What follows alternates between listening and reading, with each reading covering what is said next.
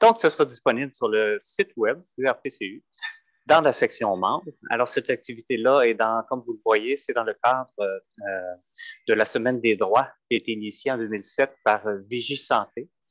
Et le thème, les droits des usagers, les connaissez-vous? D'où la conférence d'aujourd'hui. Alors, sans plus tarder, je vais partir la petite vidéo qui a été enregistrée par M. Dubé, le ministre de la Santé.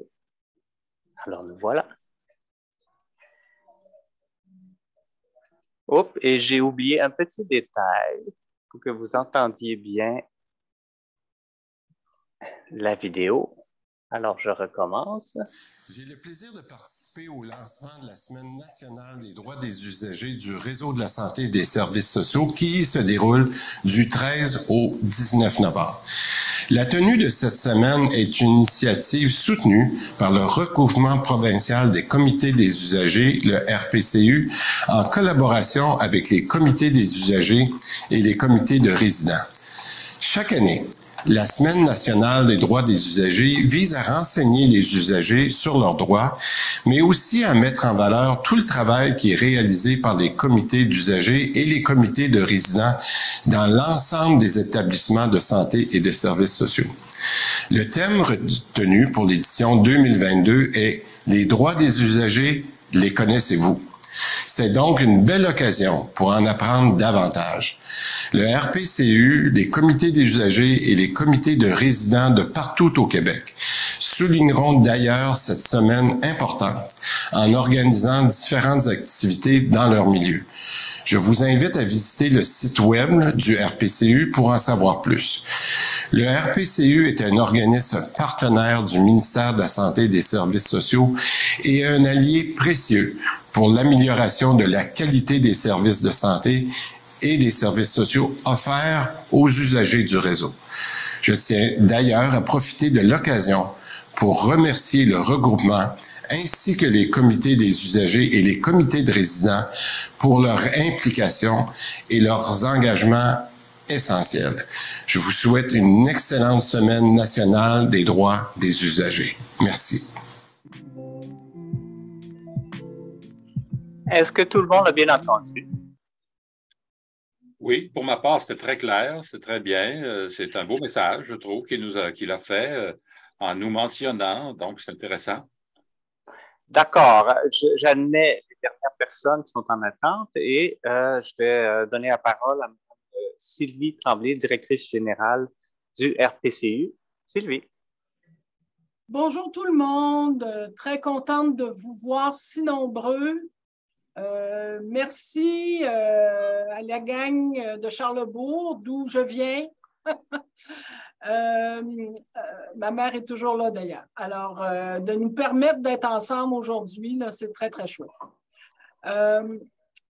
Alors, on a les 12 droits, les connaissez-vous? On s'est dit que il fallait refaire le tour de notre jardin par rapport aux droits. Hier, j'avais une entrevue à Radio-Canada en Outaouais, puis le journaliste me disait, bon, c'est écrit où dans notre contrat avec le réseau, les droits? Alors, c'est souvent peu connu, peu diffusé. Dans le réseau, il y a tellement de cafouillis. Comment on fait pour exprimer nos droits? Qu'est-ce qu'on peut faire pour les connaître? Comment chacun et chacune d'entre vous dans vos comités peuvent les revendiquer, accompagner votre monde, supporter les gens? Alors, on s'est dit qu'après la COVID, on reviendrait à la base et on reparlerait de nos droits. Et à partir de là, vous pouvez, avec nos nouveaux pamphlets, nos nouvelles affiches, remettre un peu les 12 droits à l'avant-plan.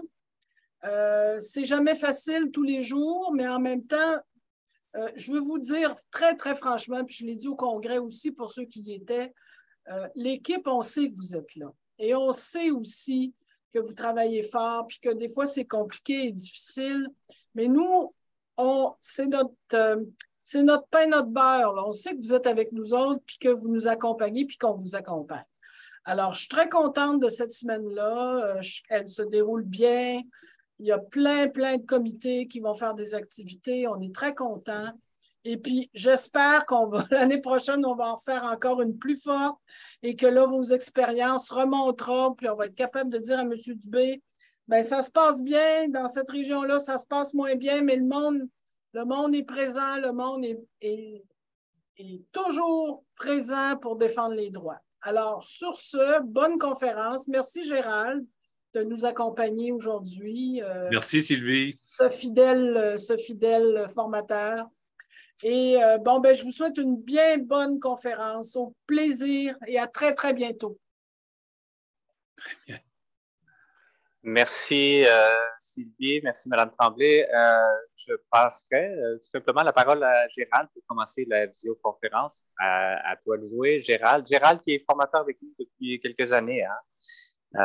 Puis qui a une grande expérience dans le domaine de l'éducation aussi, puis la défense des droits des usagers au sein des comités puis du RPCU.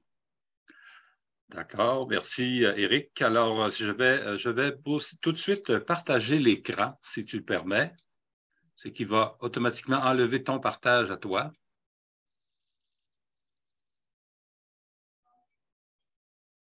Voilà.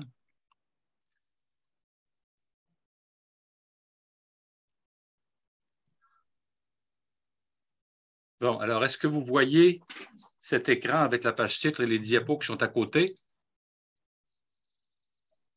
Ah, ça dit que j'ai été déconnecté. Non, on vous voit bien. On me voit bien? Bon, ben oui, on voit tout. Oui. Ça fonctionne bien, oui. Oui, alors c'est très bien. Donc, je vais tout de suite faire diaporama à partir du début, ce qui nous donne la page titre. D'abord, salutations à tout le monde. Mon nom, c'est Gérald Bolduc et ça fait, comme Éric l'a mentionné, plusieurs années que je fais de la formation pour le RPCU. J'avais d'abord débuté comme personne ressource dans un comité des usagers. En fait, nous étions 2 personnes ressources et pendant 2 années, ça m'a permis de faire le tour un peu du jardin puisque j'arrivais du secteur de l'éducation. Passer de l'éducation à la santé, c'est un grand pas, vous me direz. Par contre, si je travaille au niveau de la formation, eh bien, je demeure dans mon domaine. Alors, c'est comme ça que ça m'arrive. J'arrive très humblement aujourd'hui, je vous le dirais, parce que oui, nous reprenons à la base en parlant des droits. Il faut tout de suite en partant le dire, les droits, certains de nos droits de la santé sont actuellement un peu menacés, je vous dirais, compte tenu des conditions actuelles du système de santé. Et là, vous devinez sans doute à quoi je fais allusion, mais on va le voir un peu plus loin en présentant chacun des droits. Je vous disais, j'arrive humblement pour une autre raison aussi, parce que il y a toujours un côté impressionnant un petit peu à travailler en virtuel quand on sait qu'on s'adresse à des gens possiblement à la grandeur de la province. Alors, c'est un des avantages qu'on a trouvé au cours de la pandémie avec le format virtuel.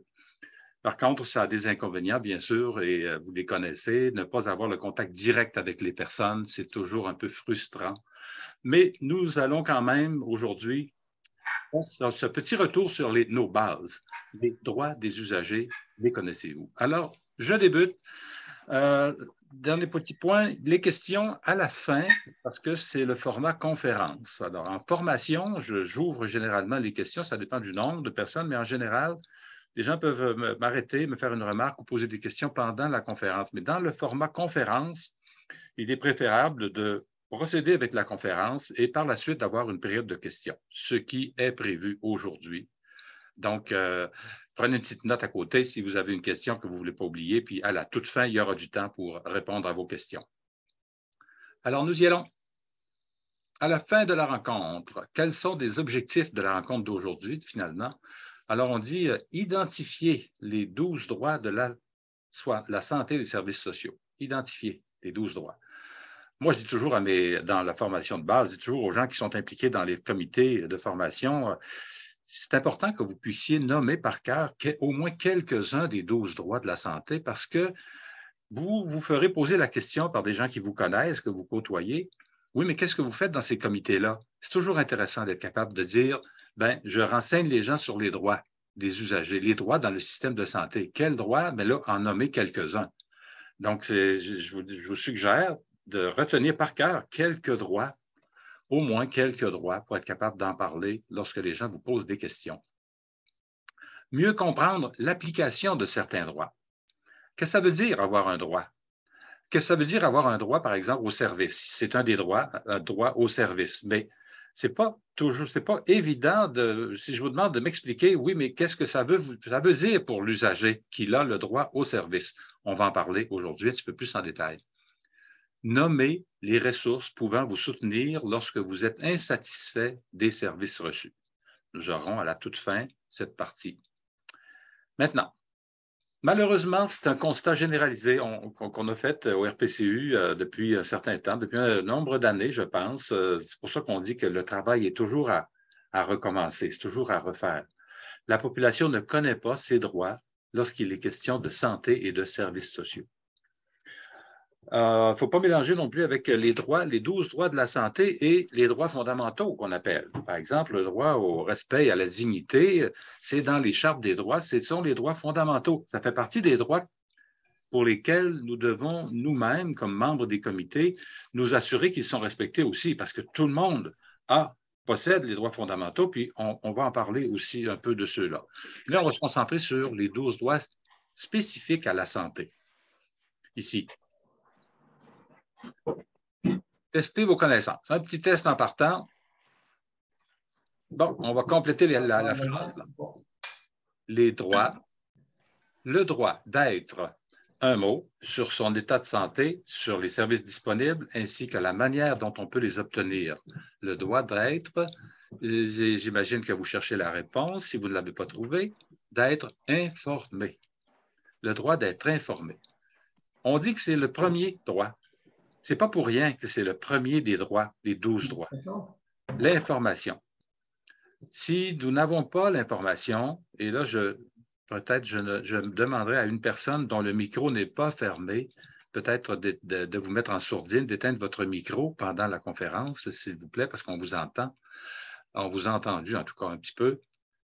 Alors, le droit d'être informé, l'information. Si on n'a pas l'information, bien, on n'est pas placé pour se plaindre. Et on est mal placé pour poser toutes sortes de questions ou on n'est pas à l'aise de poser toutes sortes de questions. Malheureusement, il arrive souvent que les usagers du système de santé hésitent à poser des questions. On sait que les gens sont pressés. Ça fait longtemps qu'on attend pour rencontrer le médecin, par exemple. On sait qu'il y a d'autres personnes qui attendent derrière nous. Alors, on va hésiter à poser nos questions, à demander des informations.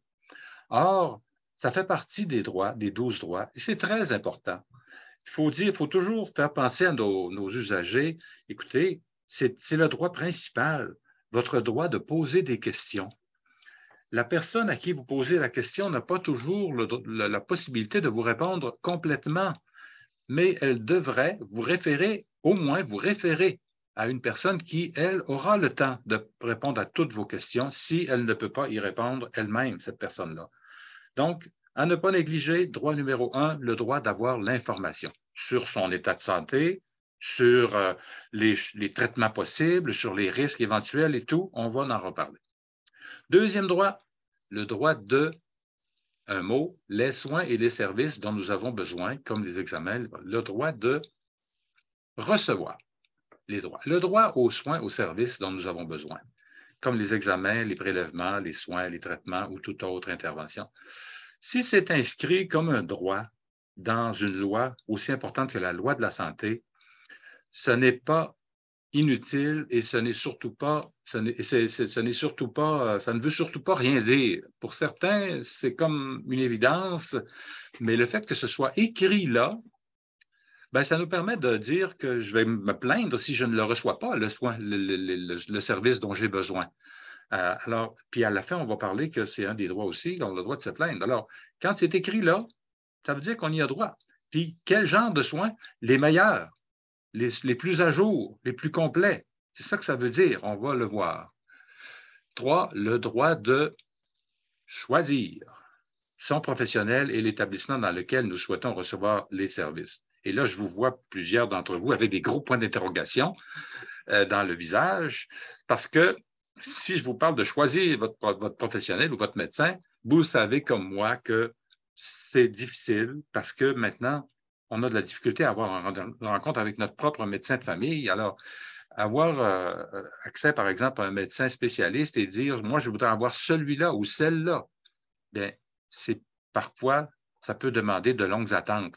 Mais c'est quand même un droit qui est inscrit, le droit de choisir son professionnel et l'établissement dans lequel nous souhaitons recevoir les services. Si je ne veux pas aller à l'hôpital à Lévis, je préférerais à l'hôpital de Montmagny. Je prends cet exemple-là à soi parce qu'ici, dans la région de Québec, on sait que pour avoir une intervention, par exemple, pour un remplacement de hanche, ben, si on va à Montmagny, ça va prendre moins de temps que si on veut le faire à Lévis. C'est comme ça, c'est quelqu'un qui m'a rapporté ça il n'y a pas très longtemps. Donc, ça peut arriver qu'on choisisse un établissement ou une installation qui n'est pas exactement celle qui est la plus près de chez nous, mais c'est un droit que nous avons. Si on veut absolument avoir un médecin en particulier, si on n'est pas pressé, on va vous dire oui, vous allez pouvoir l'avoir, mais ça va vous prendre 5 mois d'attente.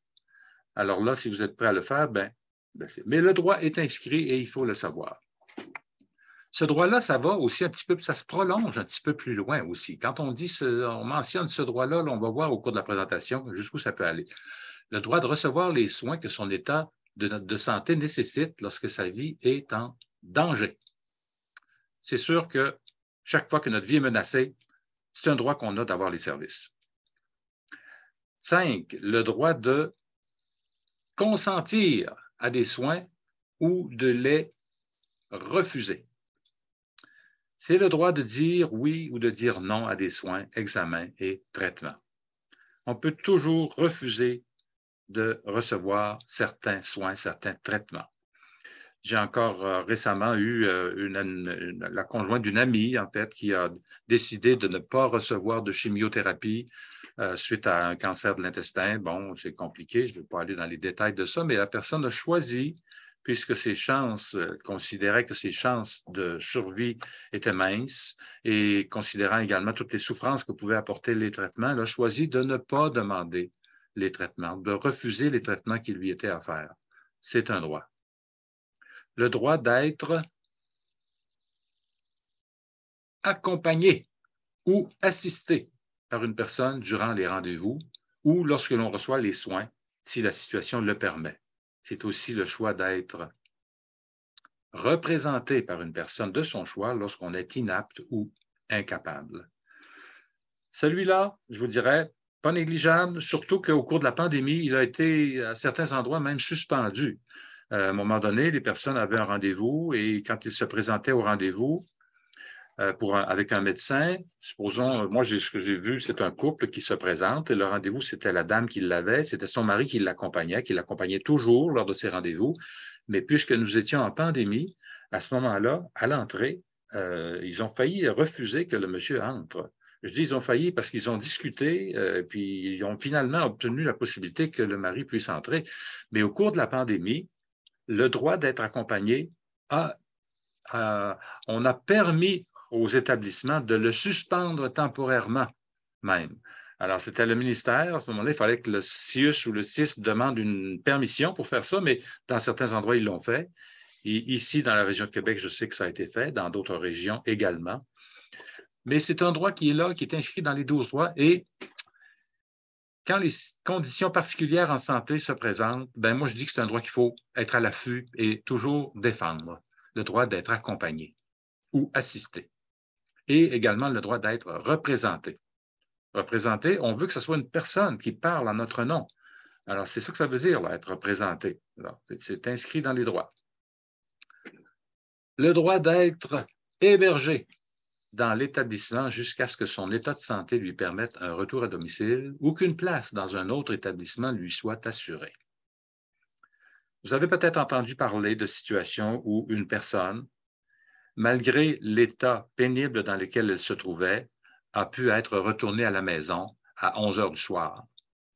Malheureusement, ce sont des choses qui se sont produites et qui peuvent encore se produire dans notre réseau. Et je pense que c'est un droit pour lequel encore il faut être à l'affût tout le temps de s'assurer qu'il sera respecté. Ça veut dire également que lorsqu'on a déterminé qu'une personne, par exemple, nécessite suffisamment de soins pour être dans une ressource intermédiaire ou même un CHSLD, si ça a été déterminé par les spécialistes qui ont évalué la situation, le médecin, ergothérapeute et tout, on a déterminé cela, ben, on ne peut pas dire, ben, comme il n'y a pas de place, là, on va vous retourner chez vous. On ne peut pas faire ça dans le système. Ils n'ont pas le droit de faire ça. Ils vont le garder à l'hôpital plutôt. J'avais entendu aux nouvelles comme moi récemment qu'il y a un grand nombre de personnes qui devraient être dans des ressources intermédiaires ou des CHSLD, puis qui étaient dans les hôpitaux, qui prenaient les places dans les urgences, etc. Puis le ministre a décidé que changeait les choses là-dessus, puis qu'il retirait ces personnes de là pour leur donner le service auquel ils ont droit. Ils ont négocié, se sont entendus avec des ressources privées à l'extérieur, au besoin, pour que toutes ces personnes-là qui ont des droits ne soient pas à l'hôpital, mais qu'on leur trouve une place dans les endroits où les services dont ils ont besoin sont offerts. C'est un droit.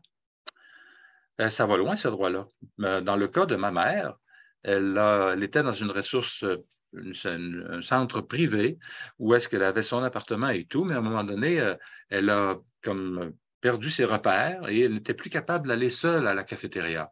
Alors, il fallait lui faire livrer des repas. Puis, il y avait d'autres éléments qui entraient en ligne de compte également, des pertes de mémoire, etc. Donc, on a déterminé qu'elle avait droit à être en ressources intermédiaires. À ce moment-là, ils m'ont dit, bien là, il n'y en a pas de place actuellement.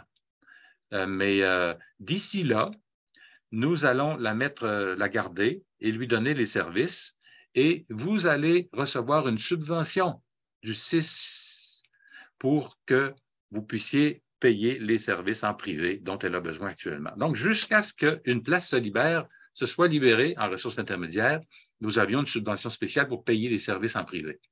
Alors, c'est en raison du droit d'être hébergé que cela s'est produit.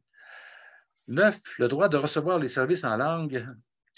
Là, ce n'est pas dans toutes les langues. Hein. On dit les 2 langues officielles, anglais, français. Donc, lorsque quelqu'un demande que le service lui soit donné en anglais, on doit faire tout le nécessaire pour essayer d'avoir une personne qui va aider à traduire, par exemple, pour donner le service en anglais.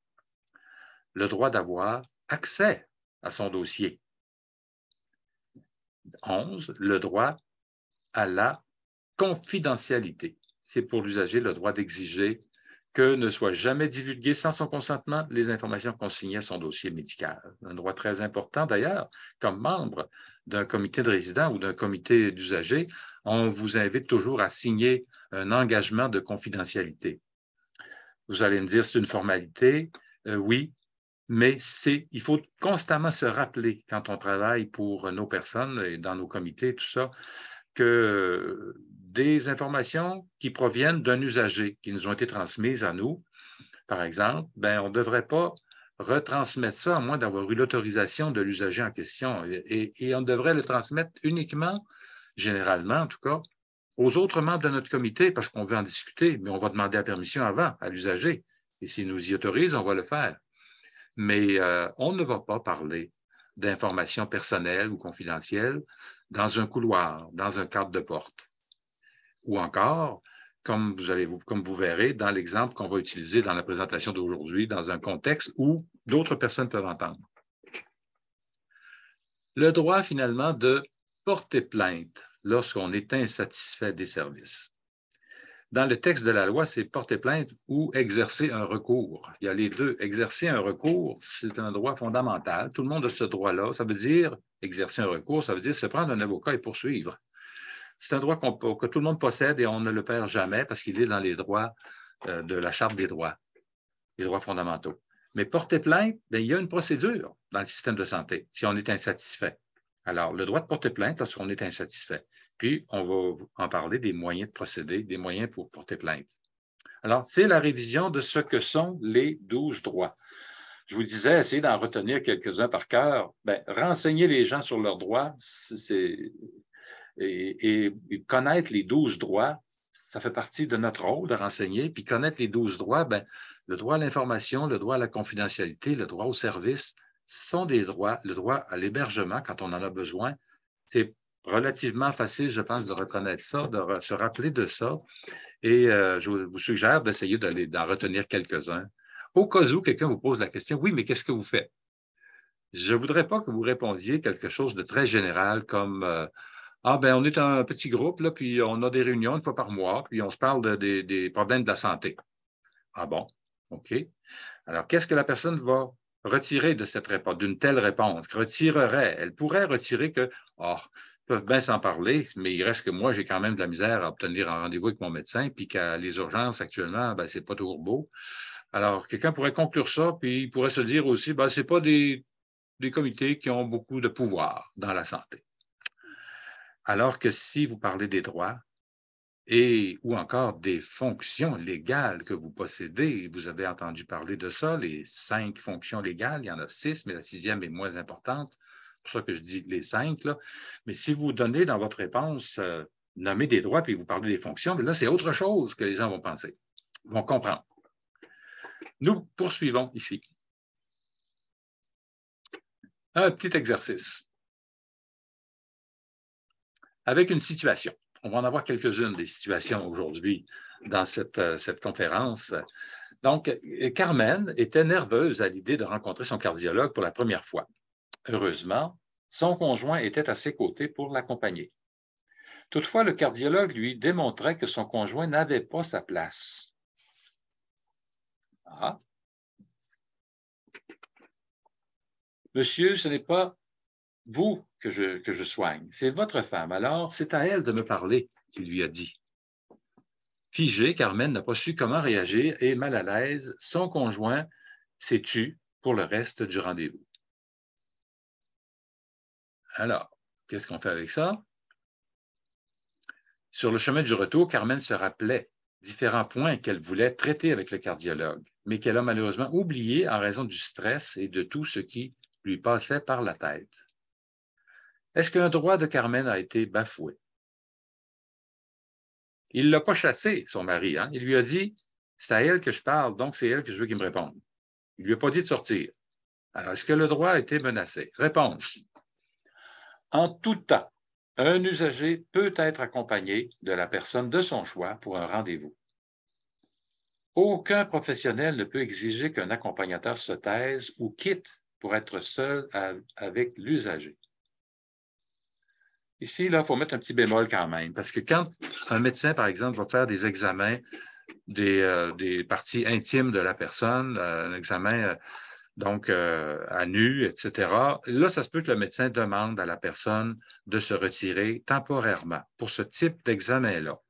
Et en général, on considère que c'est acceptable, à moins qu'une personne ait besoin en tout temps d'avoir une personne qui l'accompagne. Là, c'est peut-être autre chose, mais je mets quand même le petit bémol parce que c'est ça. Ici, c'est le droit d'être accompagné qui a été bafoué. La madame, elle était là, mais ce n'est pas juste d'être là. Le droit d'être accompagné, qu'est-ce qu'il veut dire? Les articles 11 et 12 de la loi.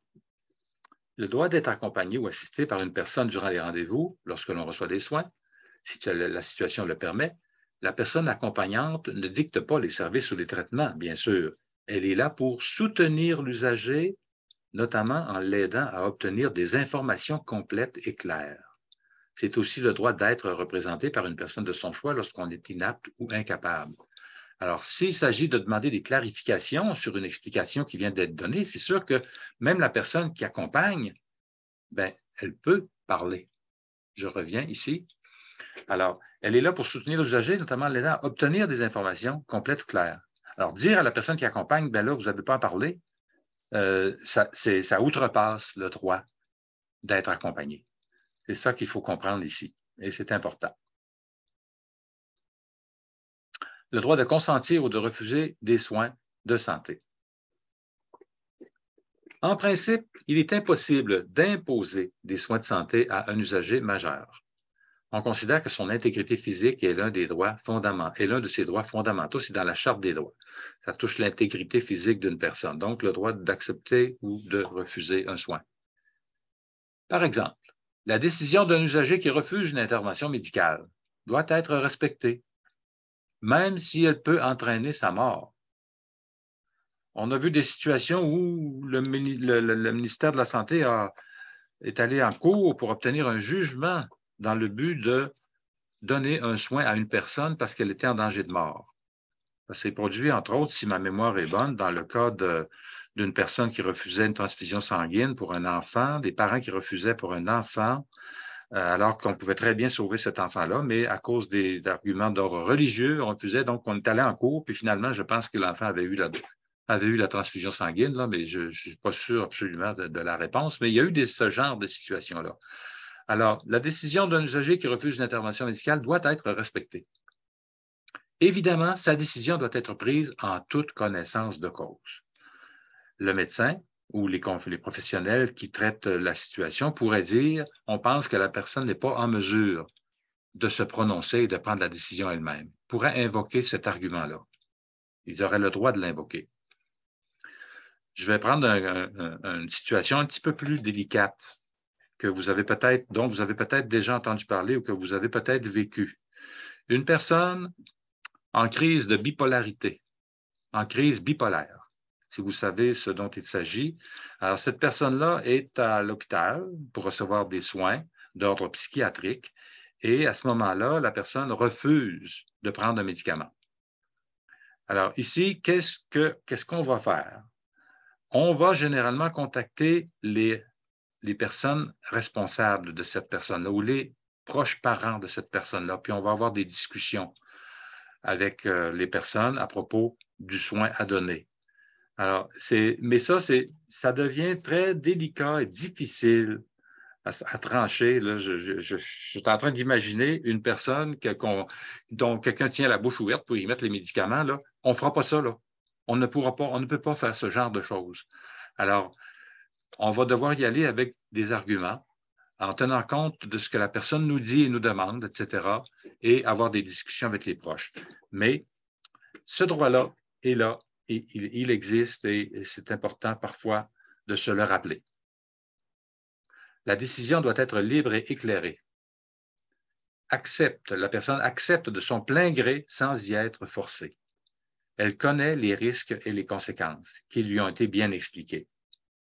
Dans le cas d'une personne bipolaire, si vous lui expliquez les risques et les conséquences, généralement, la personne va dire « oui, mais moi, je m'en fous ». Bon, ça fait que c'est difficile. Admettons que c'est très difficile.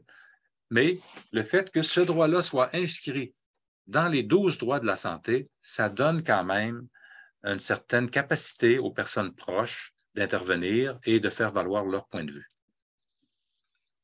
Il y a des exceptions à ce droit-là d'accepter ou de refuser. Exceptions pour lesquelles le consentement n'est pas nécessaire. On n'a pas besoin d'avoir le oui ou le non de l'usager. Le premier, c'est évident, dans un cas d'urgence. Alors, l'ambulance amène un patient accidenté d'auto qui se présente à l'urgence, etc. On ne demandera pas le consentement à la personne, puis on n'ira pas non plus chercher les répondants, les parents tout de suite. Ça presse, ça prend une transfusion sanguine, cette personne-là est en train de mourir au bout de son sang, alors on va tout de suite procéder. C'est un cas d'exception. Ils ont le droit. Le gouvernement oblige le traitement immédiat d'une maladie infectieuse, comme la tuberculose. Tuberculose, c'est une maladie dont le nombre de cas est contrôlé. Le médecin qui constate cette maladie-là doit en faire une déclaration au gouvernement, c'est enregistré et tout, et il y a obligation de traitement à cause, bien sûr, des risques de contagion qui se présentent et c'est une maladie qui fait des dégâts. L'état mental de l'usager représente un danger pour lui-même ou pour la société.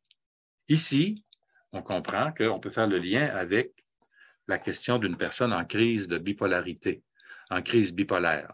Le lien peut être fait avec ce contexte-là également pour invoquer et justifier auprès des responsables ou des parents que, oui, la personne doit absolument être médicamentée. Et on doit faire le nécessaire et on vous demande de nous aider à convaincre la personne d'accepter le traitement. Alors, c'est le genre d'intervention qu'on va faire. Nous poursuivons ici. Une autre condition, la personne est inapte à consentir seule à des soins de santé.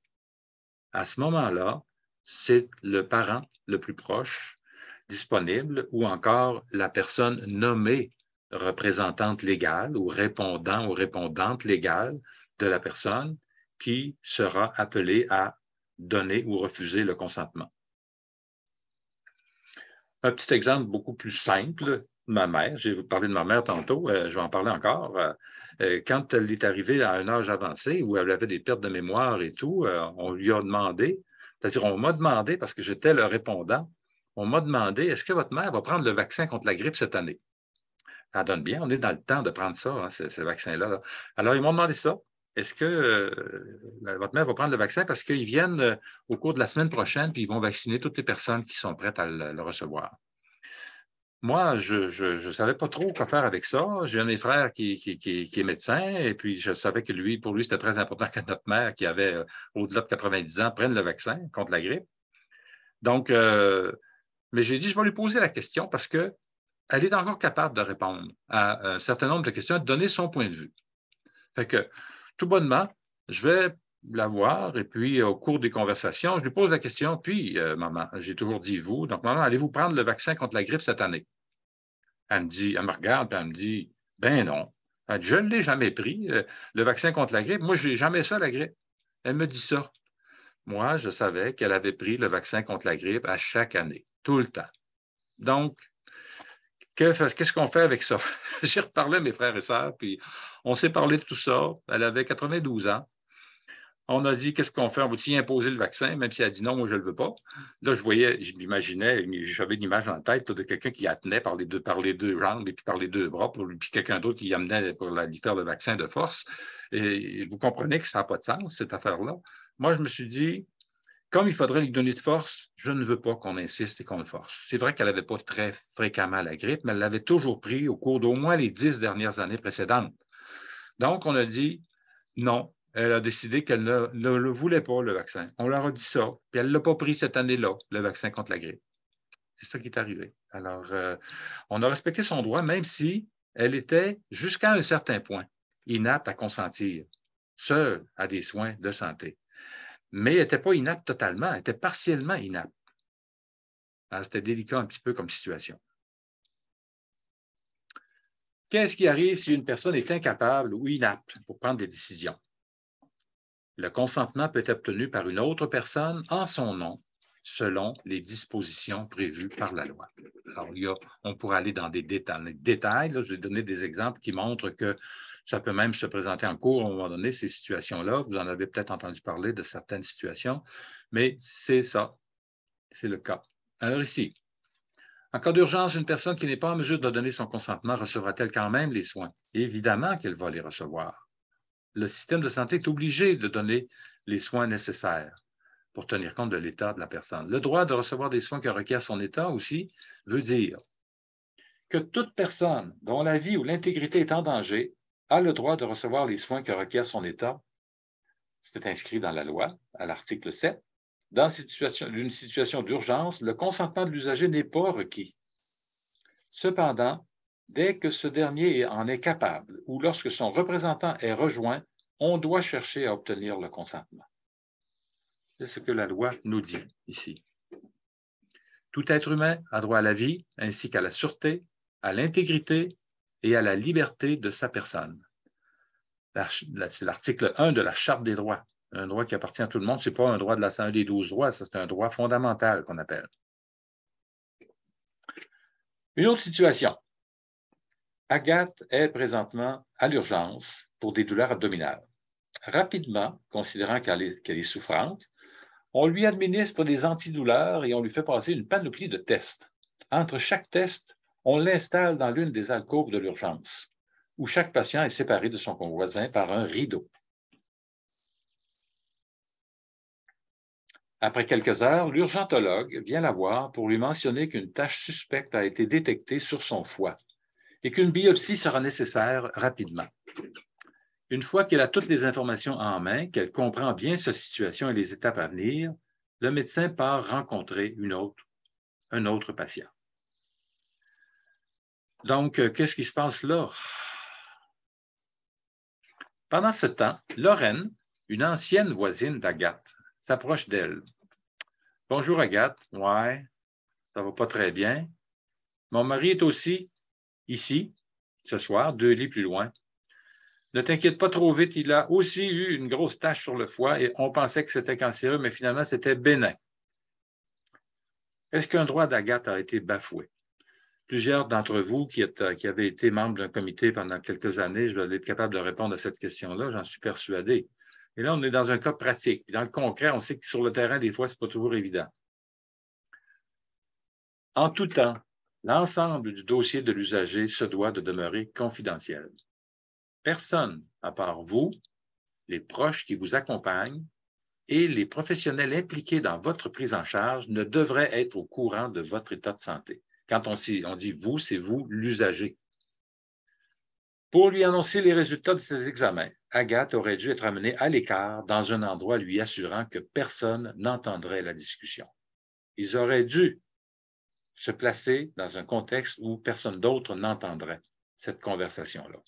Le faire derrière un rideau, c'est sûr qu'actuellement, avec les urgences qui débordent, et puis on sait qu'il y en a beaucoup de monde qui sont seulement séparés par des rideaux là, actuellement, puis malheureusement, je pense que ce droit-là n'est pas toujours respecté suffisamment, totalement. Et ça me fait me dire que comme membre des comités, on doit être à l'affût de ces situations-là. Surtout quand les urgences sont pleines, là. Attention, il faut dire aux gens, écoutez, quand le médecin vient voir la personne, là, puis il y a des informations importantes à donner, je pense qu'il faut que vous preniez les moyens pour déplacer la personne dans une salle où est-ce que tous les voisins autour ne vont pas entendre. Je pense qu'on est en droit, comme membre des comités, de demander cela. Pourquoi? Parce qu'on se réfère au droit à la confidentialité, tout simplement. C'est un des 12 droits dans la santé. Le droit à la confidentialité de son dossier, qu'est-ce que ça veut dire? Il peut arriver que des informations soient communiquées à des tiers sans le consentement de l'usager. Exemple, famille, employeur, etc. C'est ce qu'on appelle un bris de confidentialité. Il peut arriver. On ne dit pas que ça devrait arriver, puis c'est correct que ça arrive, là. Si ça arrive, on dit c'est un bris de confidentialité. Je ne sais pas si vous regardez l'émission Stat. Moi, je la regarde de temps en temps. Mon épouse la suit, puis je l'ai regardée. Puis justement, dans les derniers épisodes, il y a la mère de quelqu'un qui se trouve être la directrice de l'établissement et à qui on annonce une nouvelle importante au niveau de sa santé, une variole simienne.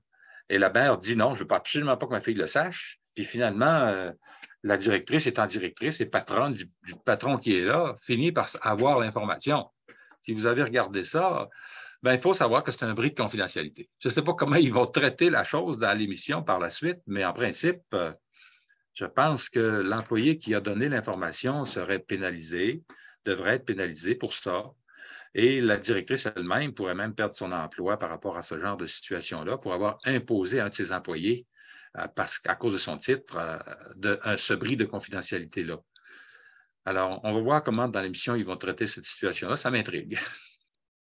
Plusieurs formes. Discussion de couloir entendue par des personnes n'étant pas membres de l'équipe soignante. Des notes au dossier qui sont visibles. Si on passe à côté, on peut les voir écrites dans le coin. Les médecins, notamment, inscrivent souvent des notes sur les rapports d'examen.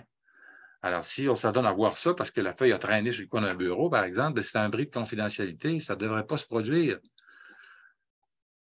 Quand je vois discussion de couloir entendue par des personnes, je suis obligé de vous dire que, comme quelqu'un qui a été fréquemment présent dans des CHSLD, nous en avions 13 lorsque j'étais personne ressource ici dans le secteur de Desjardins, Chaudière-Appalaches, actuellement, ça s'appelle. Alors, j'ai vu souvent des situations où, ne soyez pas choqués, des membres du comité des usagers, du comité des résidents de la place se parlaient entre eux dans le couloir. Et ils se parlaient notamment du cas d'une personne en particulier.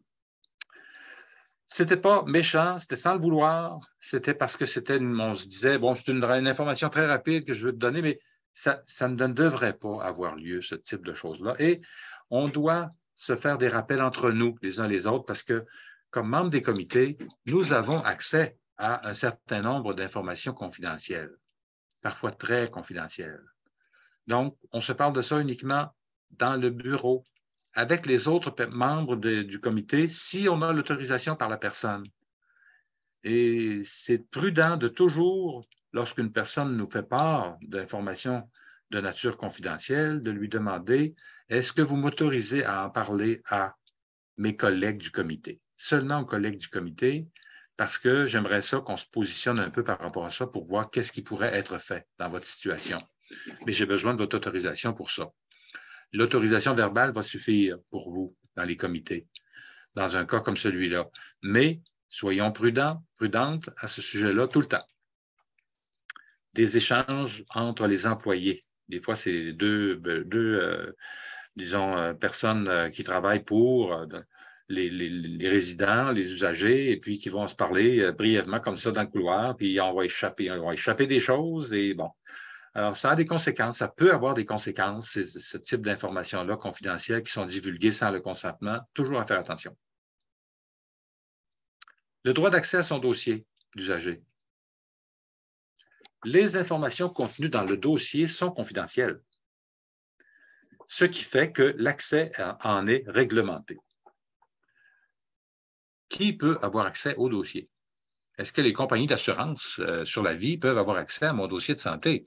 Ben non, vous imaginez donc bien comment est-ce que ces compagnies-là aimeraient ça, avoir accès. Il y a eu des craintes dans le passé, en tout cas assez récentes même, à l'effet que l'ouverture des dossiers santé qu'on peut ouvrir, on peut avoir chacun notre dossier dans lequel on a des résultats d'examen. Il y a eu des craintes à l'effet que des compagnies, notamment d'assurance, puissent avoir accès à ça en détournant les règles, etc. Et à ce moment-là, ce serait une mine de renseignements pour eux autres pour leur dire qui peuvent assurer, qui ne devraient pas assurer, etc. Donc, qui peut avoir accès au dossier? Plein de gens. Seulement la personne dont c'est le dossier ou encore seuls les professionnels ont accès au dossier pour les besoins de service. Donc, les médecins qui travaillent dans le dossier, par exemple, des professionnels, ça peut être un psychiatre, un psychologue, ces gens-là qui travaillent pour la personne. Les autres peuvent avoir accès au dossier. L'usager lui-même, quand on dit l'usager, là, ça veut dire 14 ans et plus. En bas de 14 ans, c'est son représentant ou sa représentante, généralement ses parents. Ou en cas d'inaptitude, la personne pouvant donner un consentement en son nom. Les héritiers d'une personne décédée, mais pour des raisons spécifiées dans la loi. Ici, je dois vous avouer que je ne suis pas allé vérifier moi-même quelles étaient les particularités des lois, parce qu'il y en a plusieurs, dans le cas des héritiers qui voudraient avoir des informations qui se trouvent dans le dossier de santé de la personne décédée. Je ne peux pas donner plus d'informations sur ça, je ne l'ai pas recherché moi-même, puis je ne les possède pas. Mais si vous demandez l'information là-dessus à un notaire, par exemple, il va pouvoir vous en parler, j'imagine. Comment obtenir son dossier? C'est l'archiviste médical. C'est dans la section des archives de l'hôpital des dossiers qu'on peut aller pour demander à consulter notre dossier. C'est la personne à qui il faut parler. Un consentement écrit est exigé auprès de l'usager ou de son répondant pour avoir accès au dossier. La loi prévoit un délai de 20 jours pour donner accès au dossier. Oui, mais vous allez me dire, comment ça fait que c'est si long, donner accès au dossier? Il y a une explication.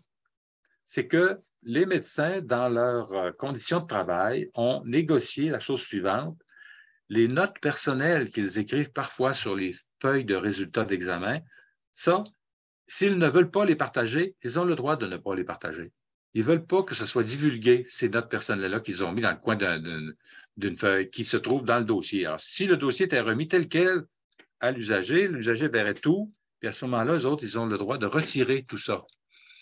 Donc, le 20 jours, c'est parce que dans les cas complexes notamment, on va préférer jeter un œil sur l'ensemble du dossier pour s'assurer que tout ce qui pourra être mis entre les mains de l'usager lui-même, ben, c'est correct, et puis qu'il n'y a pas de notes personnelles, entre autres des médecins, là-dedans.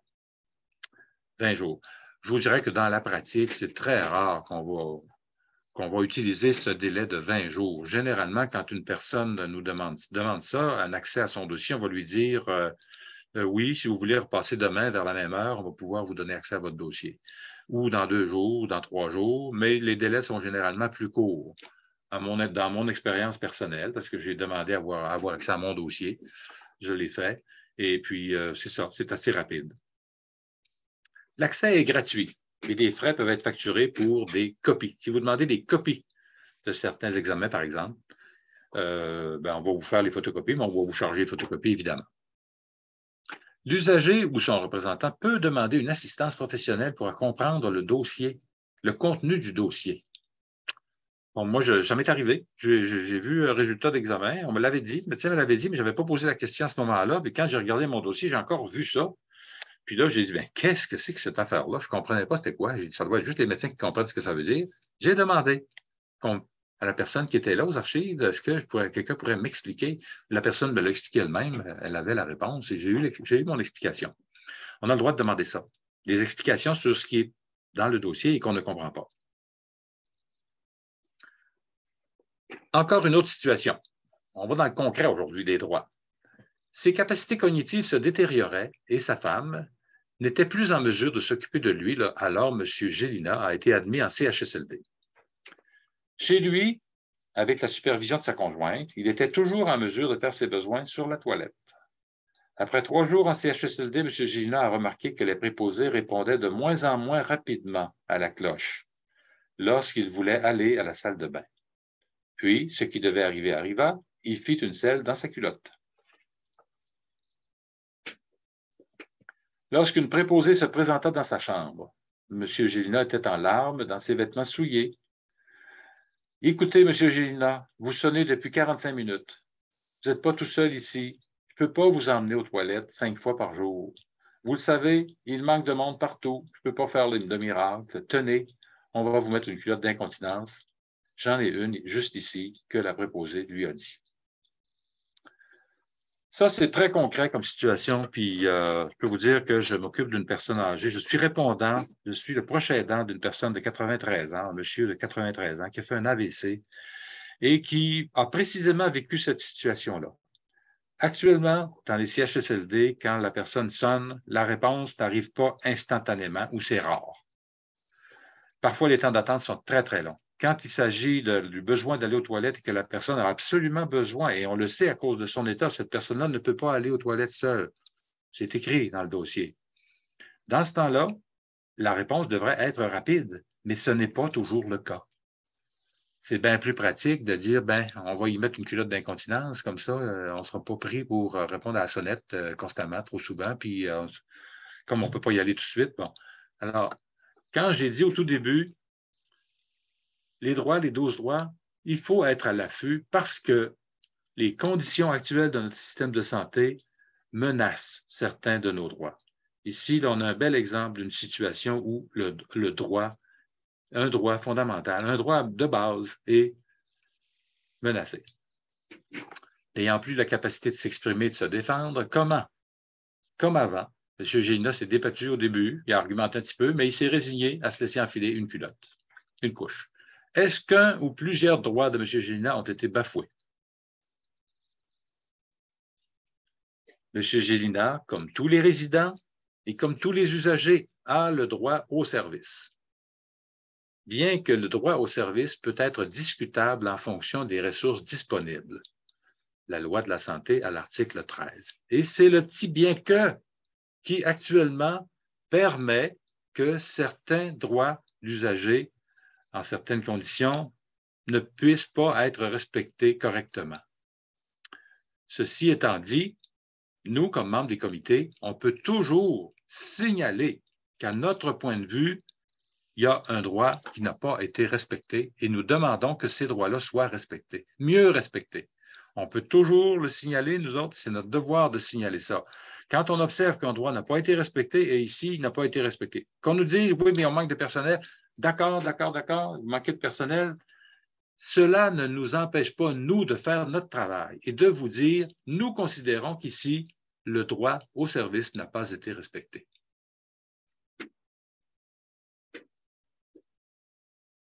Qu'est-ce que ça veut dire, le droit au service? Prévoit que toute personne a le droit de recevoir les services de santé et les services sociaux adéquats. Ça ne veut pas juste dire le donner le service. Là. Quand la cloche sonne, là, il faut que les gens répondent.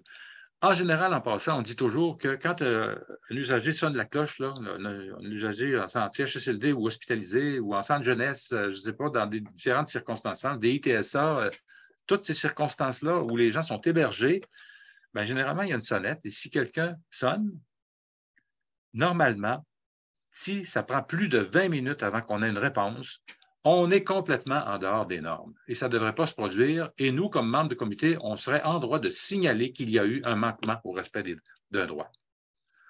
c'est une norme que j'ai entendue, qu'on a établie, qui est à peu près établie et reconnue. Mais 20 minutes, entendons-nous que quand une personne âgée qui a fait un AVC, par exemple, demande d'aller aux toilettes, puis qu'on sait que cette personne-là a besoin d'aide, on s'entend que 20 minutes, là, ça n'a pas de sens, là. Connaissant l'état de la personne, les gens devraient également prendre les moyens nécessaires pour être capables de donner le service. Alors, c'est tout ça dont il faut se rappeler. Il faut savoir qu'on n'a pas à se gêner pour dire, nous considérons que ce service-là n'a pas été respecté. Ce n'est pas tout d'être là et de le donner, le service, de répondre assez rapidement. Mais la loi de la santé, quand on dit droit au service, ce que ça veut dire pour nous au Québec, ça veut dire qu'au plan scientifique, au plan humain, ces services-là et ces soins-là qui vont être donnés devraient être les plus à point possible par l'attitude du personnel, par le délai d'attente responsable, par le respect de l'intimité, en continuité, personnalisé avec l'histoire de vie, puis sécuritaire. Alors, le scientifique, là, quand on nous dit parfois que des personnes sont obligées d'aller aux États-Unis pour recevoir tel service, parce qu'au Québec, il n'est pas donné. Moi, je vous dis ici qu'il faut prendre ça avec un grain de sel un petit peu parce que ça se peut, étant donné que les services sont privés là-bas, ça se peut que dans certains domaines, il y a des avancements qu'on n'a pas ici, mais je vous dirais que c'est plutôt rare et très exceptionnel. Beaucoup plus souvent, on va avoir affaire à des gens qui, pour faire une bonne passe financière, vont dire qu'ils ont trouvé un traitement pour telle chose, alors que sachant très bien qu'il y a des gens qui vont pouvoir venir de partout dans le monde pour venir prendre le service en question. Mais attention, il faut que ce soit des traitements ou des soins pour lesquels les recherches nécessaires ont été faites et les preuves d'efficacité, de sûreté ont été connues, sont scientifiques, sont connues. Alors nous autres, ici au Québec, là, on se base sur les résultats scientifiques pour dire qu'un service est le plus à point. Peut-être que certains vont continuer à penser qu'on est en retard, mais moi, j'argumenterais qu'il y a aussi, malheureusement, il y a aussi des personnes qui profitent des situations de détresse que les personnes vivent parfois. Quand on a dit à une personne qu'il n'y avait plus de traitement possible et que sa période de survie était relativement courte qu'on lui donnait et puis qu'on ne pouvait pas faire autre chose, la personne, se fait dire par quelqu'un d'autre que, il y a telle personne à telle place qui dit qu'il est capable de faire quelque chose. Alors là, moi, je pense qu'il ne faut pas abuser de la détresse des gens non plus. Il faut être prudent à ce niveau-là parce que dans notre loi, nous autres, on dit que c'est les derniers traitements qui sont démontrés scientifiquement comme efficaces qu'on va utiliser. Alors, on pourrait aussi soulever le droit de participer aux décisions, puisque M. Gélinas n'a visiblement pas accepté de porter une culotte d'incontinence de gaieté de cœur. C'est sûr qu'il aurait fallu prendre le temps avec M. Gélinas pour avoir la discussion correcte avec lui, pour lui expliquer pourquoi on n'avait pas le choix de procéder avec une culotte d'incontinence, par exemple. On va prendre un peu plus de temps. Alors ici, il semble que ça s'est passé très vite, là, puis alors dans ce cas-là, on peut dire que le droit de participer aux décisions, qui est un droit qu'on a aussi dans les 12 droits, l'usager doit toujours avoir la possibilité de jouer un rôle actif dans son plan de soins. Même lorsqu'il est question de commencer une nouvelle médication, le professionnel doit lui donner toutes les informations requises pour qu'il comprenne bien son état de santé et qu'il ait la possibilité de discuter des différentes options, puis de statuer sur ce qui sera le plus bénéfique pour la santé de l'usager. L'usager a toujours le droit de poser des questions. C'est le droit à l'information. Puis le médecin ou les professionnels ont l'obligation de répondre, de donner l'information. Le droit de participer aux décisions. Toutes les décisions qui peuvent affecter mon état de santé. C'est le droit à l'information, ça, le droit de participer aux décisions. Ce n'est pas un des 12, j'ai dit ça il y a quelques instants là, dans les 12, mais c'est le droit à l'information, le droit de participer aux décisions. Tout ce qui peut affecter son état de santé ou son bien-être mental ou physique, il a le droit de participer à la mise en place ou à la modification de son plan d'intervention. Sur la question des plans d'intervention, pour notamment les personnes qui sont en CHSLD, on sait qu'il devrait y avoir au moins une fois par année révision du plan d'intervention. Et lorsque cet événement se produit, les personnes responsables du dossier devraient convoquer la personne, l'usager ou l'usagère, si elle en est capable, lui donner la parole si elle en est capable, son représentant ou sa représentante, ou ses parents les plus proches qui sont répondants, devraient convoquer ces personnes-là lors de la rencontre du plan d'intervention. S'il n'y a pas de changement dans l'intervention, pas de changement majeur, ça va, mais même là, la rencontre devait avoir lieu une fois par année. Si vous êtes proche de quelqu'un qui est en CHSLD et qui n'a jamais eu de rencontre de plan d'intervention, vous pouvez poser des questions. Si, je dis une fois par année, mais s'il y a des changements importants au niveau du plan d'intervention, il devrait y avoir une rencontre de plan d'intervention avec convocation des mêmes personnes responsables et on devrait donner la possibilité à l'usager ou l'usagère de donner son point de vue. Quand je vous ai dit tout à l'heure que on m'avait demandé si ma mère voudrait prendre le vaccin pour la grippe, ma mère était capable de parler. Puis elle avait toute sa tête encore jusqu'à, si on peut dire, dans l'immédiat. Elle avait des oublis dans sa mémoire récente, parfois, comme elle pouvait avoir eu de la visite l'avant-midi, puis moi j'arrivais l'après-midi, puis elle ne se rappelait pas qu'elle avait eu telle visite dans l'avant-midi. C'était le cas, c'est sûr. Mais quand j'étais avec elle, moi, sachant pas ses problèmes, j'aurais pu me dire, ben, elle est tout à fait normale, cette personne-là, mais dans les discussions avec moi, tout était correct. C'est pour ça que je considérais qu'il fallait lui demander son avis concernant le vaccin pour la grippe. Alors, réponse. De plus, outre les 12 droits des usagers, d'autres documents légaux continuent de s'appliquer pour que quelqu'un qui est pris en charge par le réseau de la santé. Ainsi, la dignité. Respect de la dignité, c'est dans les droits fondamentaux. Ce n'est pas dans les 12 droits. Mais nous, comme membres de comité d'usagers ou comité de résidents, on doit aussi s'assurer du respect des droits fondamentaux pour notre monde.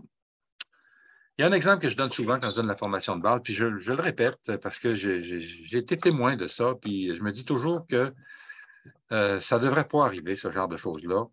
Alors, j'étais dans un CHSLD, je circule dans un couloir et j'arrive devant une porte ouverte dans laquelle il y a un usager presque nu qui est à côté du lit, debout à côté du lit, et il y a le lit qui a été souillé. Et puis, il y a deux personnes qui sont dans la chambre parce qu'il y a une personne qui va prendre en charge l'usager pour l'amener dans la douche. Puis, l'autre personne ramasse les choses, les vêtements, les draps souillés et tout, et tout. Mais la porte de la chambre est ouverte. Et là, quand je passe devant la chambre, il y a des odeurs, évidemment. Mais en plus des odeurs, il y a là un usager qui est déjà assez découragé de ce qui vient de se produire. Parfois, les personnes pleurent. Et on ne respecte pas sa dignité parce que les personnes qui circulent dans le couloir sont témoins de ce qui se passe. C'est un manquement très important à la dignité de la personne. Et j'invite tous les membres des comités à toujours avoir un œil pour ce droit au respect de la dignité dans la manière de donner les soins et les services. Il faut être à l'affût. Ici, le droit à la dignité de M. Gignac est clairement compromis par les agissements des préposés qui ne répondent pas à son besoin d'être accompagné pour aller à la salle de bain. Un manque de main-d'œuvre n'est donc pas une excuse suffisante.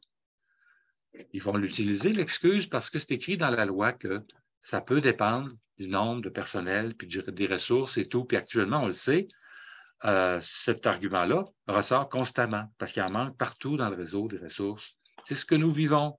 Donc, je dis, les conditions actuelles du système de santé nous amènent, nous, comme membres des comités, à être constamment à l'affût et à signaler ce que nous observons comme manque au droit, au respect des droits.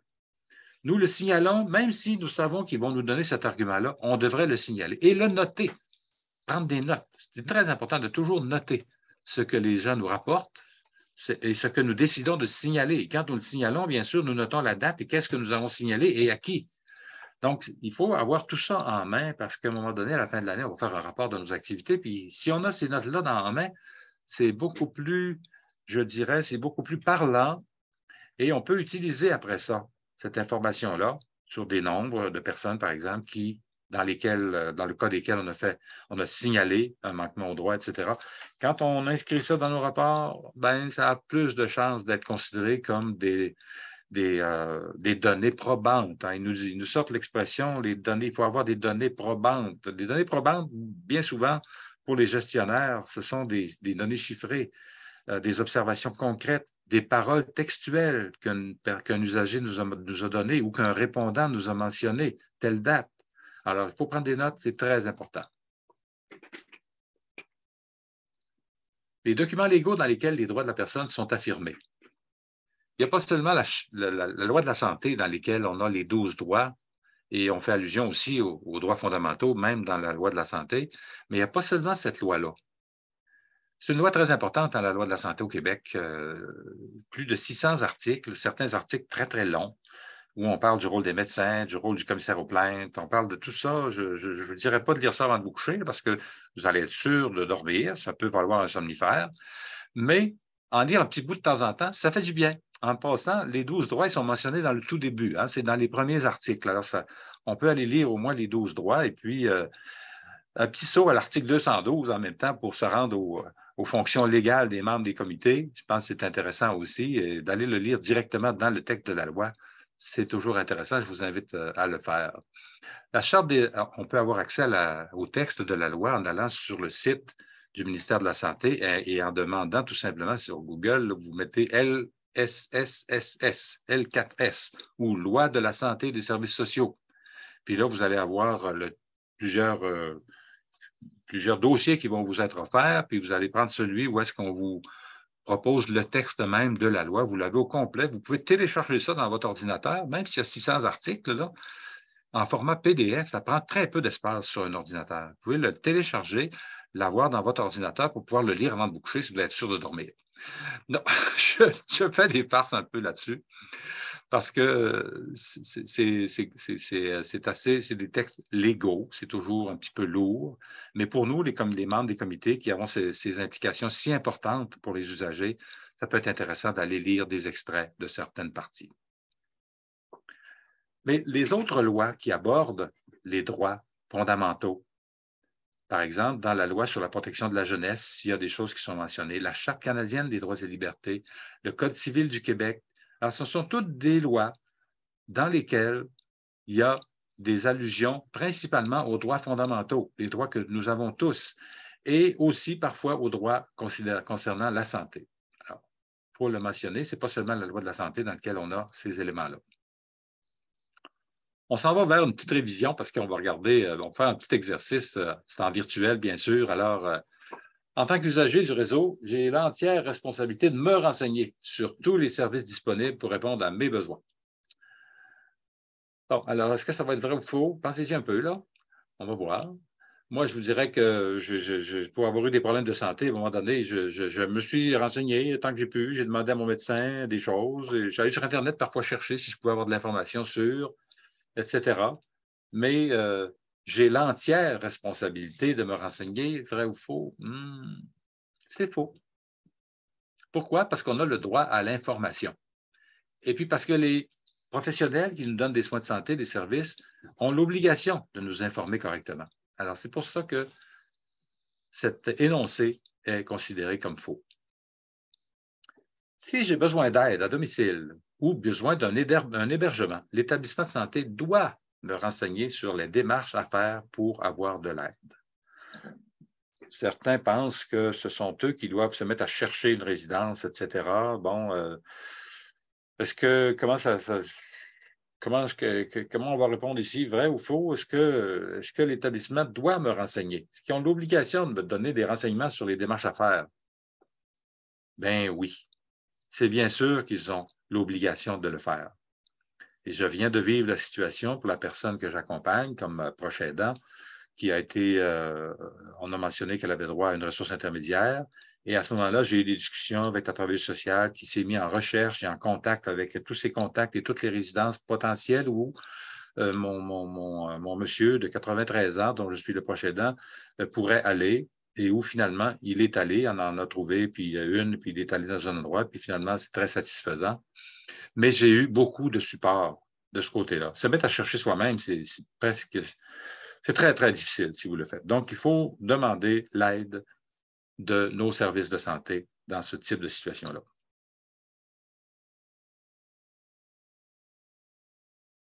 Si j'ai besoin d'un service spécialisé ou d'un équipement particulier et qu'il n'y en a pas dans ma région, je devrais m'abstenir de recevoir ce service en réponse à mes besoins. Vrai ou faux?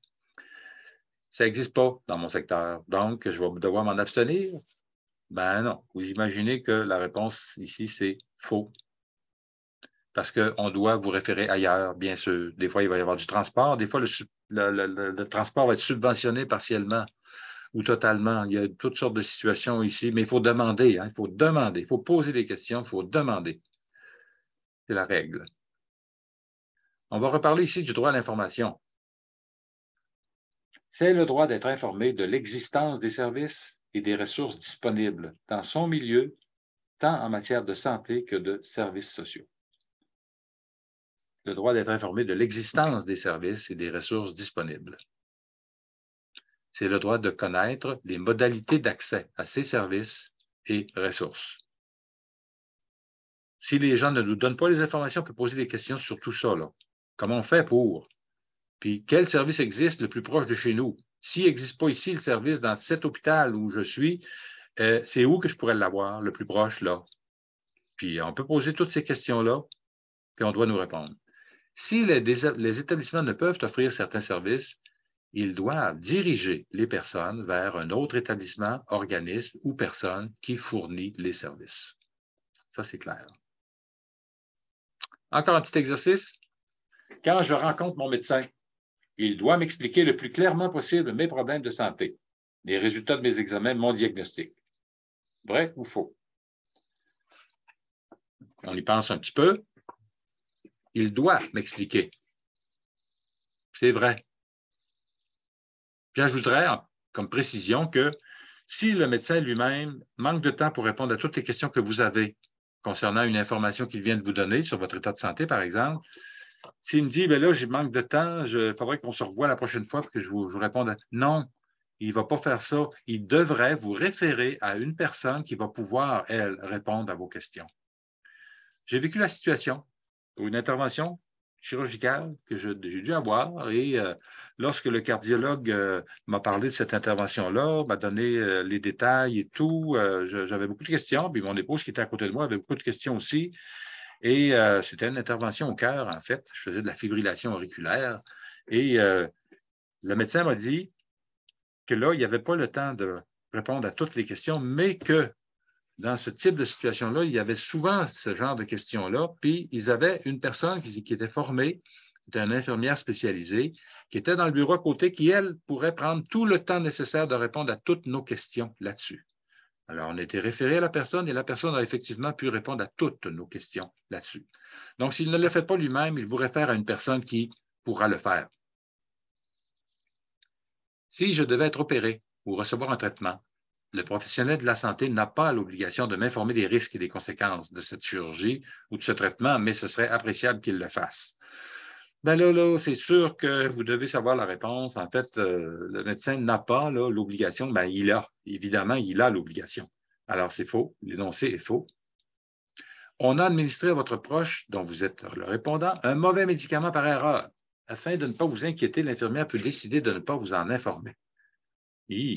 C'est faux, évidemment. Ils ont l'obligation d'informer l'usager ou ses proches, ou son répondant ou sa répondante, lorsqu'une telle erreur s'est produite. Ou dans le cas d'une chute, par exemple, d'un usager. Si la personne a fait une chute et que c'est une personne qui n'a pas la mémoire nécessaire ou ne se rappellera pas ou ne pourra pas se plaindre elle-même ou communiquer à ses proches l'information, l'établissement, l'installation qui héberge cette personne-là a l'obligation d'avertir les proches, d'informer les proches. Ça, là, il faut être à l'affût de ça, hein, parce que ici, là, je vous dirais que j'ai eu connaissance de plusieurs manques concernant cette obligation-là que les différents établissements, les différentes installations ont d'informer les proches. Ça m'est arrivé d'aller voir ma mère, puis de voir qu'elle avait un bleu sur le bras, puis là, j'en ai parlé, puis elle n'a jamais été capable de me dire c'était quoi le bleu. Puis on avait poursu l'appel. En fait, on l'a reçu le jour même où ça s'est produit. Moi, j'étais allé, ça s'était produit la veille, puis j'étais allé cette journée-là, et puis on n'avait pas eu d'appel. Puis là, j'avais constaté ça, j'ai posé la question, puis le jour même, mon épouse avait reçu le téléphone, puis c'était pour nous informer de ça, justement. Ma mère était tombée à côté de son lit, puis s'était fait mal après sa chaise berceuse, bon, etc. Mais c'est une obligation qu'ils ont. Alors, on est à l'affût des marques qui peuvent être restés sur les bras, sur les jambes d'une personne, dans le visage parfois. Et puis, si on n'a pas réponse, si on n'a pas d'explication, mais il faut poser des questions parce qu'à ce moment-là, on pourrait reprocher aux gens de ne pas nous avoir informés et on serait justifié de le faire. Parce que le droit à l'information, c'est le droit d'être informé sur son état de santé et de bien-être, des diagnostics, des pronostics, des traitements possibles avec les risques et les conséquences. C'est le droit d'être informé de tout accident ou incident survenu au cours des soins ou qui est susceptible d'entraîner des conséquences sur son état de santé. C'est en raison du droit à l'information, le premier, qu'ils ont l'obligation de nous donner ce type d'information-là. Un professionnel de la santé et des services sociaux, le droit à l'information. Qui va nous donner? Les professionnels. Il doit informer clairement sur le diagnostic, à moins qu'il juge que la divulgation pourrait causer du tort. À moins qu'il juge que la divulgation pourrait causer du tort à la personne. On a vu des situations dans lesquelles le professionnel a choisi de contacter la famille pour parler de la situation plutôt que d'informer directement l'usager parce qu'il considère que informer l'usager ne serait pas profitable pour lui à ce moment-là. Alors, c'est arrivé ce type de situation-là. C'est délicat. C'est délicat. Mais nous, on sait que le droit à l'information fait que l'usager devrait toujours être informé ou son répondant. Si quelqu'un nous dit « je ne parle pas français, est-ce que je peux recevoir des informations dans ma langue maternelle? » La question posée comme ça, je suis obligé de répondre que oui, à condition que ce soit l'anglais. Et pour des autres langues, bien sûr, il faudra qu'on demande à la famille ou à des proches de faire la traduction. Mais pour ce qui est des deux langues officielles, oui, c'est un droit qui est inscrit dans la loi de la santé, le droit de recevoir des soins en français ou en anglais. Si la personne demande que ce soit en anglais, on devra tout faire pour trouver les personnes qui pourront répondre aux questions, à tout le moins, dans sa langue à la personne, ou qui pourront lui donner le service dans sa langue. Ce n'est pas toujours disponible une personne qui sera capable de répondre à une personne anglophone, par exemple. Des fois, dans le milieu, on n'a pas la personne. Et on va nous dire on ne l'a pas. À ce moment-là, il faut se reporter au lendemain ou un petit peu plus tard où on aura trouvé une personne. Mais je vous dirais que c'est un droit que les établissements doivent faire des efforts pour respecter le plus possible. Au Québec, je vous dirais que je pense que c'est assez bien respecté. J'ai vu un comité des usagers à qui je donnais une formation dans la région de Montréal, un peu à l'extérieur de Montréal, aux frontières de l'Ontario. Et dans ce centre-là, qui était francophone, il y avait plusieurs anglophones et on s'était plaint. On m'avait signalé que le droit de donner les soins et les services en anglais n'était pas toujours disponible pour les anglophones. On m'avait signalé ça. On m'avait même dit qu'on avait essayé de contacter le commissaire aux plaintes, mais que le commissaire aux plaintes ne parlait qu'anglais. Alors, c'était problématique dans cette région-là. J'espère que ça ne l'est plus, mais on m'avait signalé ce problème-là. Donc, ça peut se produire. Une autre situation. On achève, on s'en va vers la fin, mais on va avoir encore une petite situation précise. Aline a gardé à la maison son mari atteint de la maladie d'Alzheimer pendant plus de 6 ans. Elle est âgée de 88 ans, elle est épuisée, elle doit se résigner à le placer, comme on dit. Un hébergement situé à plus de 20 km de chez elle lui est proposé. Elle n'a pas de voiture. Son fils unique habite à 400 km. En autobus, il faut prévoir 1h30 pour aller. Alors, bien sûr, ici, on commence à se poser des questions. Elle est désemparée, triste et elle demande à la travailleuse sociale que son mari soit hébergé plus proche de chez elle. La travailleuse sociale de lui répondre, c'est comme ça, madame, vous n'avez pas le choix. Est-ce qu'un droit de madame a été bafoué? Réponse, madame Aline et son conjoint, comme tous les usagers, ont le droit de choisir son professionnel ou son établissement, bien que ce droit peut être discutable en fonction des ressources disponibles. Et le bien que qui nous fait mal. Hein, vous comprenez tous ça pour moi, comme je vous l'ai dit tout à l'heure. Alors ici, le bien que, c'est difficile, mais j'ai vu combien, moi, de situations où des familles demandaient que le proche soit placé, non pas dans le CHSLD où il avait été envoyé, mais plus près de chez eux. J'ai vu beaucoup ça, cette situation-là. Moi, je vous dirais que quand le droit est bafoué, on est en droit, nous, comme comité, de le signaler. Tout le temps. même si nous savons quel sera l'argument qu'on va nous donner. Et c'est légitime de faire des démarches pour essayer de faire pression sur le système pour qu'il rapproche, par exemple, un usager de ses proches. Alors, ça s'est fait dans beaucoup d'endroits et il ne faut pas être gêné de signaler la problématique. Pas le signaler en termes je dirais, de chahuter les personnes qui ne nous donnent pas le service parce qu'ils n'en ont pas la possibilité actuellement, parce que la place n'existe pas, bon, mais d'entreprendre les discussions pour, à tout le moins, demander que tous les efforts nécessaires soient faits pour essayer de donner satisfaction aux proches là-dessus. C'est ça c'est l'attitude qu'on devrait prendre ici. Le droit de choisir son professionnel ou son établissement. L'usager peut choisir son professionnel ou, par exemple, son hôpital, la ressource d'hébergement, le centre de réadaptation. Bon, oui, d'accord, il peut choisir, mais l'usager peut choisir le médecin traitant, la personne qui donne le soin d'hygiène. Alors ici, tantôt, je vous disais que ça pouvait s'étendre assez loin, ce droit-là. Ça s'étend jusqu'au fait que dans un CHSLD, par exemple, où on donne des soins d'hygiène, certaines personnes vont dire « je préfère que ce soit un homme qui me donne le soin » ou « je préfère que ce soit une femme ». Alors, j'ai vu assez fréquemment la situation où une dame demandait que de préférence, ce soit une dame qui lui donne ces soins-là, d'hygiène personnelle.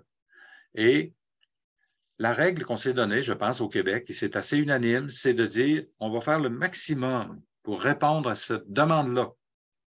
Et c'est en fonction du droit de choisir son établissement, son professionnel, qu'on peut faire cette demande-là. Il arrive que, par exemple, en temps de vacances, il y a des remplacements beaucoup, qu'on dise à la personne, bien là, d'habitude, c'est Madame une telle qui vous donne les soins, mais aujourd'hui, pour votre toilette, ça va être un monsieur parce qu'on n'a pas de dame actuellement dans nos services, on n'a personne dans nos remplaçants, et aujourd'hui, c'est seulement cette personne-là. Mais ce qu'on devrait faire à ce moment-là, c'est de dire la personne qui va vous donner le service, c'est une personne qui a l'expérience, une personne qui a les compétences et tout, et on espère que tout va bien se passer. Toutefois, s'il y avait des problèmes à la suite du soin en question, pendant les soins, là, n'hésitez pas à nous le dire, à nous en parler, parce qu'on va être à l'affût de savoir comment ça s'est passé. Il faut au moins démontrer qu'on a entendu la demande de la personne. Dans les lieux où on va donner ces services-là, les responsables doivent être attentifs à ça et essayer d'y répondre le mieux possible. Le droit de choisir peut entraîner des impacts sur le délai d'attente, je l'ai mentionné, le lieu de service, les soins à faire. L'établissement a la responsabilité de désigner le type d'intervenant. Les membres du personnel ont également le droit de refuser de donner un soin ou un service pour des raisons justifiées, conflit d'intérêts. Alors, ce sont des petits bémols qu'il faut mettre.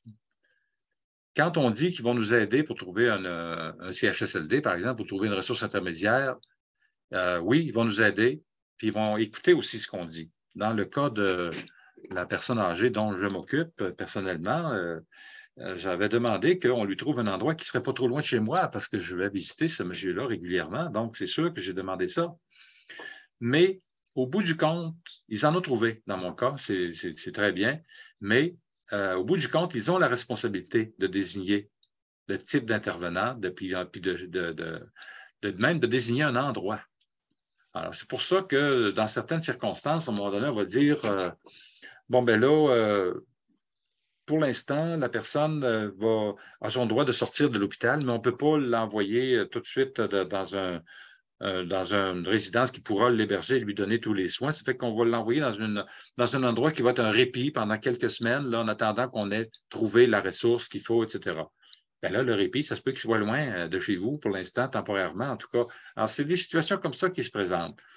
Parce que l'établissement a la responsabilité de désigner le type d'intervenant. Puis les membres du personnel, ils peuvent également refuser. Un membre du personnel pourrait refuser de donner un soin ou un service pour des raisons personnelles justifiées. Ça, là, ça va quand même être très rare que ça va s'appliquer, mais ça pourrait s'appliquer. Le droit aux services de santé, aux services sociaux, le droit de choisir son professionnel et l'établissement, s'exerce en tenant compte des dispositions législatives et réglementaires relatives à l'organisation et au fonctionnement de l'établissement, ainsi que des ressources humaines, matérielles et financières dont il dispose. Actuellement, ce que je peux vous faire comme constat, que vous avez sans doute fait aussi, si au Québec, comme Québécois, comme Québécoises, on vit une situation, un problème de santé très grave, très sérieux, généralement, on va obtenir assez rapidement d'excellents services, généralement.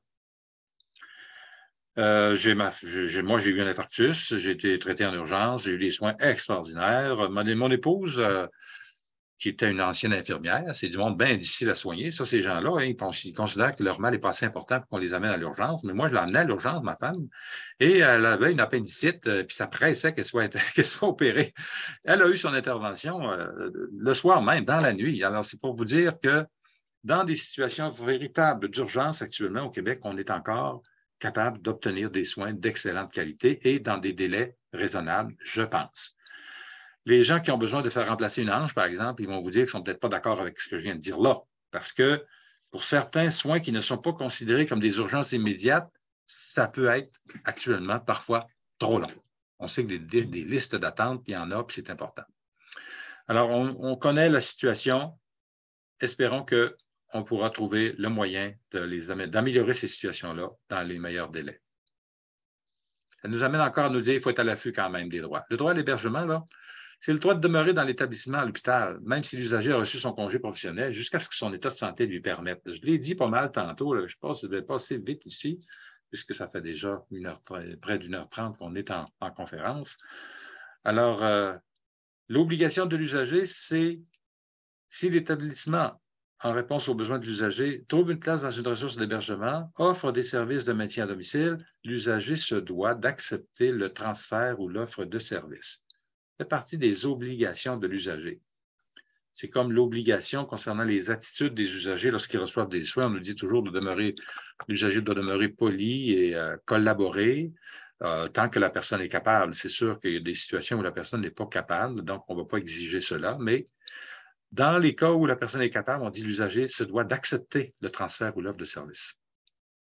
Quoi faire si vos droits ne sont pas respectés? Vous êtes insatisfait, vous pouvez porter plainte.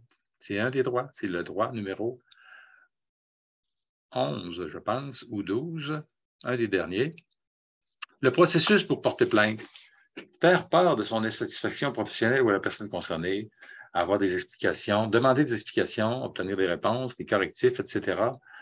Le processus pour porter plainte, communiquer avec le gestionnaire responsable de l'unité, coordonnateur directeur, demander de l'assistance à votre comité des usagers qui pourra vous rediriger vers les ressources disponibles pour soutenir votre démarche. Dans toutes les installations qui offrent des soins de santé, normalement, on devrait trouver un petit feuillet, petit pamphlet qui s'intitule « Porter plainte ». Alors, comment porter plainte? Comment faire pour porter plainte? Et vous pouvez toujours, les usagers peuvent toujours vous demander, d'ailleurs, vous devez toujours dire ça, c'est dans les informations que les comités devraient donner à tous leurs usagers, qu'ils sont là pour expliquer le processus sur comment faire pour demander une intervention, un changement, un correctif ou porter plainte. Alors, ça fait partie de vos tâches. On peut donc demander l'assistance. Mais il y a aussi les ressources qui sont disponibles. Entre autres, les centres d'assistance et d'accompagnement aux plaintes, les CAAP. Alors, on a le logo ici du CAAP de l'Outaouais, mais il y en a dans toutes les régions, les CAAP. Alors, il y en a un dans votre région. On peut toujours référer un usager qui a une cause complexe, qui aurait une plainte à rédiger, qui pourrait être assez longue, assez complexe à rédiger. On pourrait toujours référer cette personne-là au CAAP de sa région.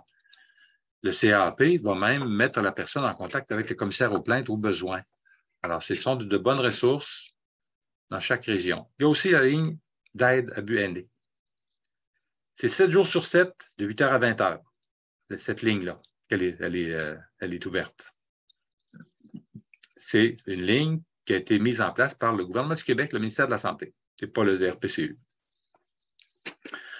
Ici, on a le logo du feuillet qu'on trouve dans presque tous les établissements là, sur l'amélioration des services puis le fait de porter plainte. Là. Le régime d'examen des plaintes du réseau et de la santé et des services sociaux, recours indépendant et confidentiel. le régime d'examen des plaintes. Ça existe et vous pouvez demander cette information-là. Vous, comme comité, vous avez ces documents-là en main. Vous pouvez les remettre aussi que lorsque vous avez des séances d'information avec des usagers ou des proches des usagers. Il y a aussi le commissaire local aux plaintes et à la qualité des services. Dans toutes les installations, on a également un encart quelque part sur un tableau d'affichage pour contacter le commissaire aux plaintes. Maintenant, avant, on mettait le nom. Là, on ne met plus le nom parce qu'il y a eu trop de changements. Alors, souvent, on ne met pas le nom, mais on met au moins un courriel et un numéro de téléphone pour contacter le commissaire aux plaintes. Et vous savez qu'un usager peut toujours contacter lui-même directement un commissaire aux plaintes.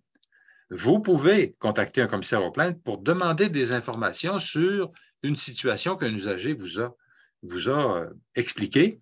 Et puis, vous avez demandé son autorisation pour parler au commissaire aux plaintes. Il vous a dit oui, vous pouvez parler au commissaire aux plaintes, etc. Vous pouvez faire ça comme membre d'un comité, mais il y a la possibilité d'entrer directement en contact aussi. Le commissaire aux plaintes, là, c'est un collaborateur, c'est probablement le collaborateur le plus important de tous les comités d'usagers et comités de résidents qui existent parce que les informations qu'il possède, les renseignements qu'il pourra vous donner sur les situations que vous trouvez complexes sont précieuses. Vous pouvez inviter cette personne-là également à vos rencontres, à vos assemblées annuelles pour qu'il vienne vous expliquer sa manière de travailler, comment il fonctionne, qu'est-ce qu'il fait exactement, etc., comment il traite les plaintes et ainsi de suite. Alors, demandez sa présence, il va se montrer présent probablement. Dans la plupart des régions, c'est le cas. Connaissez-vous les 12 droits? Ben, merci de votre participation à cette entente. J'ai trouvé que vous étiez très tranquille, très sage tout le temps de cette conférence-là. Comme ancien enseignant ou directeur d'école, j'étais beaucoup plus silencieux, beaucoup plus calme que des réunions d'enseignants, mes enseignants dans mes réunions d'enseignants. Alors, c'est en virtuel, c'est sûr, je ris un peu là, mais les visages que j'ai pu voir, en tout cas sur mon écran, je voyais qu'il y avait quand même une bonne qualité d'attention. Je vous remercie beaucoup de cette attention-là. On va passer maintenant à une période où vous pourrez ouvrir votre micro si vous souhaitez poser une question ou faire un commentaire, simplement. Je vais recevoir votre commentaire. Alors, j'ouvre et je donne la parole. Parmi toutes les choses qui ont été mentionnées, qui ont été dites, est-ce qu'il vous reste des questions? Si ce n'est pas le cas, vous pourriez faire un commentaire sur la présentation à laquelle vous venez d'assister également. On est toujours attentif à tout ce qu'on reçoit comme commentaire sur nos présentations au RPCU pour possiblement pouvoir améliorer. Alors, dans discussion ici, je vois que j'ai un certain nombre de choses. Alors, j'ai une première chose qui dit « Je suggère de sauter quelques diapos et de conclure bientôt ». Alors ça, je ne sais pas à quelle heure c'est arrivé, là. Mais alors ici, c'était vers 14 heures. Je suggère de sauter. Nous vous invitons à participer à la conférence de demain. Merci beaucoup. Présentation très claire. Gérald. Oui. Oui. J'invite les gens, là. Merci beaucoup pour votre participation. Je veux juste dire que j'envoie un petit lien pour la rétroaction, pour donner votre appréciation. J'ai envoyé ça dans vos courriels à tous les participants. Là. Donc, n'oubliez pas de donner votre appréciation pour cette belle conférence. Je veux juste dire ça. Puis demain, on a une activité qui est donnée par Access, la diversité ethno-culturelle, la défense des droits. Donc, demain à midi, j'ai mis le lien ici. Là. Excuse-moi, Gérard, je te laisse conclure aussi. Ben, je n'ai qu'à dire bonjour aux gens, leur souhaiter une bonne fin d'après-midi et les féliciter de leur implication et de s'être donné le temps, d'avoir pris le temps d'assister à une telle conférence. S'ils le font, je sais que c'est par altruisme. Alors, bravo et continuez votre belle action, tout le monde, et je vous souhaite une bonne fin de journée. Merci à tout le monde. Bye bye. Merci beaucoup, Éric. Bonne fin de journée à toi. Gérard, veux-tu rester quelques secondes? Oui.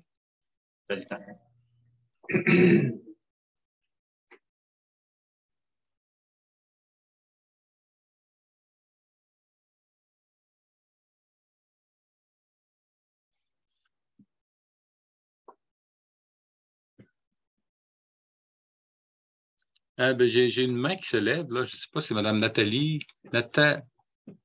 Oh, c'est terminé. OK. Il y a des gens qui demeurent. Je ne sais pas si... Okay. Alors oui, pour être clair, on on a considéré qu'il n'y avait pas de questions, pas de commentaires, donc nous avons terminé la rencontre. Alors, je vous souhaite une bonne fin d'après-midi à tous et toutes. Éric et moi, nous allons demeurer en contact sur le Zoom en question ici, mais pour l'instant, pour toutes les autres personnes, ben, nous avons complété la présentation et nous vous remercions.